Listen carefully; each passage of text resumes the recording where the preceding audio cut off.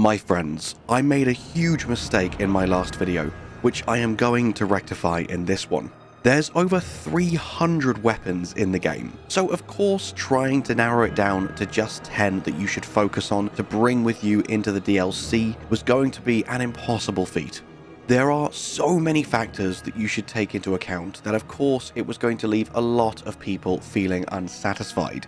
And my primary focus on this channel is to edutain you and leave you feeling completely satisfied at the end of each of our brief but wonderful encounters. Therefore, I have whipped up another top 10 list for you. This time we're focusing on secondary weapons. I'm talking staves, I'm talking seals, I'm talking ranged weapons. And I've done my best to cover every type of build. So no matter what build you are going to use for your first play through the DLC, whether it's a pure single stat build, any type of hybrid, or even a level 1 run, there is going to be at least one crucially important item for you in this video that I strongly recommend you get and level up to help you out in the Shadow of the Erdtree. And finally, just before we get into the staves, let me address the most common question from my last video. But Dom, why only 10 when there's 308 weapons in the game? Why are you trying to narrow it down so much? Aren't you an advocate for playing exactly how we want to play and using everything? Because at the end of the day, the number one rule is to have fun. And yes, of course, my friends, but the DLC is going to be tough. And you only have a limited amount of max level upgrade materials. So you still want to really think about your build so that you can level up the gear that's best for you and be an absolute powerhouse whilst still having the most amount of fun. So, without further ado, we will kick off this list with a very obvious staff. Of course, it is Lusat's staff. This weapon is very easy to obtain, as you loot it from the chest once you have defeated the Nox Swordstress and Nox Priest duo boss in Celia Town of Sorcery. And though it is quite insignificant on paper, this is literally the most powerful staff in the game due to one very important perk. It will increase the amount of FP you consume by 50%, but the trade-off is that it does a significant amount of damage when compared to any other staff. This is definitely more niche than the other 3 staffs on this list due to the fact that you need a very high FP build. So please keep that in mind. If you want the absolute most amount of damage from your int build, you will be using this staff and you will need a lot of points in mind. However, if you are willing to sacrifice a tiny bit of damage and make sure your spells aren't using insane amounts of FP, then the other 3 staves on this list are definitely much more fitting for you. Next up, going the complete opposite route, we have got the Meteorite Staff. This is probably the easiest weapon in the game to acquire, as you can literally just run there and loot it from the very start of the game without even killing a single enemy. It's in the southwestern building of the Street of Sages ruins in the Aeonian Swamp in Caelid. The staff is on a corpse hanging over a ledge, and what makes this staff so insanely powerful is the fact that it cannot be upgraded, but starts with an S scaling in intellect and pretty damn high sorcery scaling as well. It is the most powerful staff at low levels of intellect and at base upgrade level. So this is amazing for hybrid builds who just want to tickle the idea of intellect without spending too many points in it. You do need 18 intellect to be able to wield it, but that's literally all you need, and that alone will allow you to use quite a few decently powerful sorceries. Also, this staff does boost the power of gravity sorceries by 30%, so Rock Sling, which you can grab in the same area at the same time as getting this staff, will be so powerful and will just melt early game bosses. However, the final 2 staffs I've got for you are definitely much more focused around spellcasting builds and are going to be significantly more powerful at the higher levels. Next up, we have got the Demi-Human Queen staff. This one is nearly as easy as the Meteorite Staff to grab, dropped by the Demi-Human Queen in the Weeping Peninsula. And this is the best all-round staff in the game for a low intellect build at a high upgrade level. As I say, early game, the Meteorite Staff will be more powerful, but when you're getting to around 30 intelligence and you've got your Demi-Human Queen Staff at plus 10, this becomes significantly more powerful than the Meteorite Staff, whilst still requiring low numbers of intellect. So this is really great for hybrid spellcasting builds, where you're willing to pump a bit more intellect into your build, but you would still like to focus more on something like strength or dexterity, for example. Finally, for staves, we have got the absolute powerhouse, that is the Prince of Death's Staff. This can be the most powerful staff in the game, but it does require you to be a pure spellcaster unless you have a very high character level. As this scales with both intellect and faith, if you get both up to 80, it will outscale every other staff in the game by a mile. On top of that, it will also boost the damage of death sorceries by 10%. Now, there aren't many of them at the moment. I believe there's only 4. Hopefully, we may see some more in the DLC. And Tibia's summons in particular, I feel is quite overlooked and can be really powerful if you heavily spec into an int faith build. This is the one you want to grab if you want to be a proper wizard who knows all the spells from all the schools of magic, along with the maxed out stats to go with it. Though this one is a lot more difficult to obtain than the other 3, as you get this from the Deeproot Depths, nearish to the nameless Eternal City Site of Grace. Next up, if you're going more of a faith build, I have the 4 best seals for you, and here they are in no particular order. Firstly, if you want the most powerful seal that only scales with faith, you are looking for the Erdtree Seal. This is found on a corpse in a cell near the Omen Killer enemy in Volcano Manor. This is in the town just below the Prison Town Church Site of Grace. This one is fantastic for hybrid builds. As I say, it only requires you to improve your faith stat to get the most efficiency out of it, meaning this is an absolute favourite for meta strength faith builds.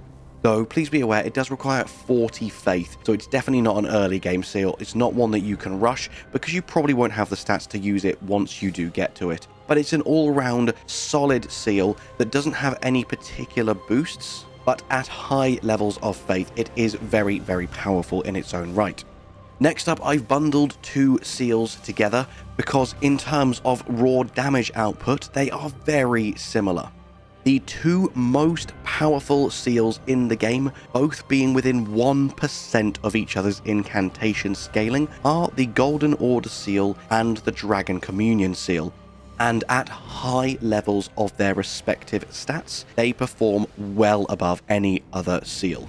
Firstly, the Golden Order Seal is absolutely amazing if you are using the Prince of Death's Staff and going for an int faith build, because this also scales with both int and faith. So if you have 80 int and 80 faith, you can rock this and the Prince of Death's Staff, and you can have the absolute most powerful stave and seal in the game, simultaneously making you a powerhouse of magic. On top of that, the Golden Order Seal will also increase the damage done by Golden Order incantations by 10%, and some of them, like the Triple Rings of Light, are already pretty devastating. So with a pure spellcaster build, this really can make you a force to be reckoned with. And the other most powerful seal, as I say, is the Dragon Communion Seal. This one will boost the power of the dozen or so Dragon Communion incantations by 15%. However, the only slight drawback for me personally is that it scales with both Faith and Arcane, which is quite a niche stat alignment, so it's harder to fit it into many builds. So of the 2, just for that reason, I definitely prefer the Golden Order Seal, but if Faith Arcane is your build, then the Dragon Communion Seal is for you. And the final one I've put on this list is, of course, the Frenzied Flame Seal. This boosts the damage of all Frenzied Flame incantations by 20%, and it scales with Faith and Intellect and Strength and Dex. So you can use it somewhat efficiently with basically any build. On top of that, if you'd forgotten, it also has literally 0 stat requirements. So every single character of every single level can use this seal. And on top of that, it causes slight madness buildup. So it really is absolutely top tier, and everybody should grab this even if you're not planning on using it, because you can literally fit it into every single build in some way or another. However, obtaining it is a bit more of a challenge than any other weapon we've listed so far, because it does mean you need to reach the end of Hayata's questline, so you need to have given her all of the Shibiri grapes, along with the fingerprint grape, and make the horrible journey down to the Three Fingers. But the reward, as I've just explained, is really good, so I strongly think that it's worth it. And for our final weapon category, as we move into ranged weapons, our first one is the Pulley Crossbow. And as I'm sure is the case with many people, I completely wrote this weapon off for the longest time. And what drew me back to actually try it out is the fact that it shoots 3 bolts at once. So I thought this must be crazy good for applying status effects. But it's actually good for so much more than this. Firstly, it has absolutely no weapon scaling, so all of the power comes from the bolts and the upgrade level of the weapon, meaning as long as you meet the minimum stat requirements of 16 strength, or 12 if you two-hand it, and 16 dex, that's all you need. You can then fit this weapon into any build you want, and it will still do maximum damage because you're not losing out on any scaling. So for instance, as you see me doing here, if you use something like the explosive bolt, you can then combine that with physics and talismans that increase your fire damage. With absolutely no investment other than just leveling up the weapon, you are dealing hundreds and hundreds of damage per volley. And against enemies that cannot block all of your attacks, this would be even better. And because I'm using explosive bolts, the AoE is really good as well, which means it can melt huge groups of enemies. Though it will obviously eat through your ammo because you're using 3 bolts per shot. However, the raw damage output combined with how quickly it can apply status effects make the pulley bow such a powerful slept-on weapon that can easily slot into any build and just give you slightly more ranged capabilities than you had before, allowing you to exploit enemies' weaknesses from a very safe distance. And before we move on to the next ranged weapon, you can grab the Pulley Crossbow from next to the Site of Grace at the Craftsman's Shack. Next up is the Black Bow. Initially another unassuming weapon, as the damage output does seem low compared to other longbows on paper. But that's obviously not why it made the list. It's the fact that you inherently have barrage on a longbow. Barrage is really the only reason to use a short bow. Their fast moveset and that weapon skill in particular means that you can inflict status effects at lightning speed. Well, now with a longbow, you can do that same thing but from even further away and with even more power. Combine this with the fact that it does share certain moves from the short bow moveset. So when you jump and shoot, you can then shoot again immediately upon landing, allowing for quick shooting after rolling and from a sprint. Basically, this weapon is the best of both. Obviously, as I say, it does have a slightly lower damage output than other longbows, but these other perks I think more than make up for it, and fully upgraded, it's still going to be reasonably powerful. And the Black Bow is found on a rooftop in this section of Lanedale Royal Capital.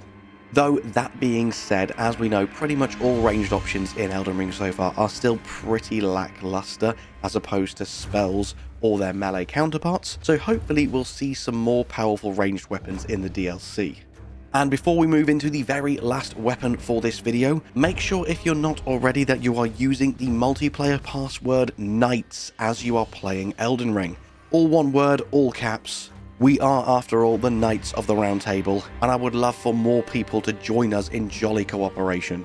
Not only will it allow you to interact even more with members of the community, all of whom are very helpful, it is such a welcoming, wonderful community, but also, if you combine that with joining the Discord and checking me out on Twitch, you can even participate in some of our future co-op runs, all of which have been absolutely incredible fun. So if you would like to share Elden Ring with more people, come and join us on Discord, get Knights in your multiplayer password, and you can come and join me on my next playthrough. And now for the final weapon of the video, we've of course got the Lion Greatbow. This is Radahn's Greatbow, and even though, like the Black Bow, this has particularly low damage on paper for a Greatbow, it does get a 20% boost to its damage when using Radahn's arrows. And also, its unique skill is an improved variation of the skill Rain of Arrows, which, as we all know, is incredible against big targets when most of them arrows are going to hit. So when you use Radahn's Rain with Radahn's Great Arrows against big targets where not many of them are going to miss, this can deal insane amounts of damage without the need to be anywhere near your target. And considering it's bloody Radahn's Greatbow of all people, the absolute behemoth that is Radahn, it's got surprisingly low stat requirements. And even though you would need a second playthrough to do this, because duplicating the Remembrance won't unfortunately grant you a second copy, if you were to hold Lion Greatbows in both hands and then just two-hand one of them, you will get the 20% damage bonus from both, meaning that Radahn's Spears will then get a 40% damage increase. It might even be slightly more than that. I'm not sure if the second 20% applies to the now 120%. I don't know the exact maths, but basically, if you wield two of them, you do even more damage, which is crazy. And that's it for my top 10 or 11 secondary weapons that you should grab and bring with you into the DLC so that you have an easier time of it. And with that, my friends, all that's left for me to say is thank you so much for watching. I hope you have an amazing day, and I'll see you in the next one. Bye-bye.